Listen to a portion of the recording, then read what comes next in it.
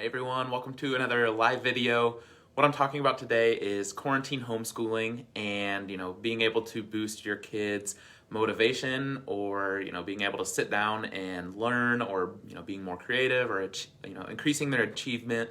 We're getting to the point of quarantine where I've seen a lot of patients come in and the parents of patients come in and you can just see how stressed they are and how drained they are. And I think a lot of it has to do with everyone's kind of hitting a wall as far as schoolwork goes. So the kids aren't able to sit down and be as motivated and get the things done that they should. And it's just kind of like pulling teeth, and it becomes this huge hassle, and it just kind of creates stress, for everyone. And I know that's a huge problem for so many parents right now. So I want to cover that really quick and give you kind of some tips on what you can do through this rest of homeschool quarantine as well as into the summer to help your kids be able to, sit down and focus and hunker down and have a little bit more motivation to get those tasks done. Because I know that it's affecting so many people. And how you do that is, or at least one way you can do that, is probably the most powerful way you can kind of grow and develop the brain is, and help the brain build more connections is by movement.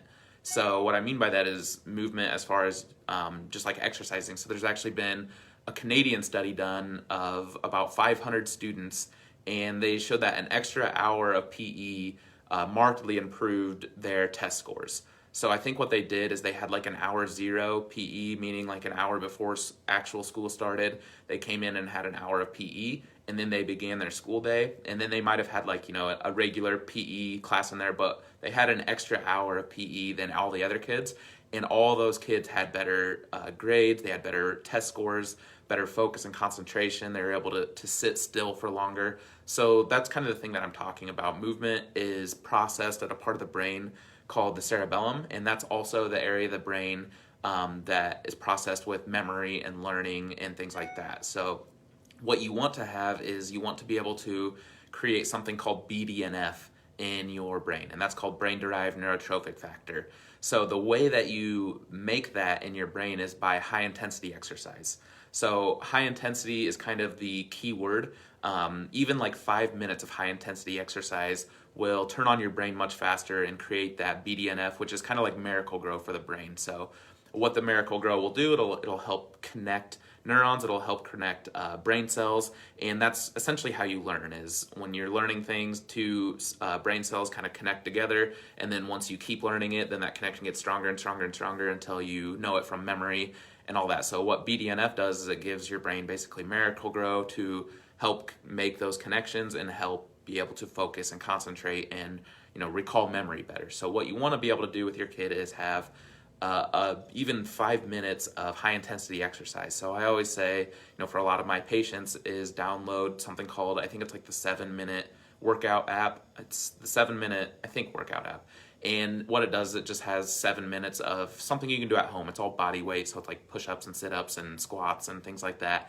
And what that's going to do is help shoot up that brain-derived neurotrophic factor, that Miracle-Gro for the brain, and then it's going to help your kid be able to sit down and actually have some motivation to sit there and focus and concentrate and get the task done and the homework done that they should. So that is what I would recommend. That's a big part of a lot of my programs that I make, in and out of the office for people, is you need to make sure that your child's moving, because anytime that you're sitting for a long period of time, your brain begins to shut down. So if they're sitting there for hours on end, I hear a lot of parents say like, what should take 30 minutes, it's taking my kid 5 hours to do.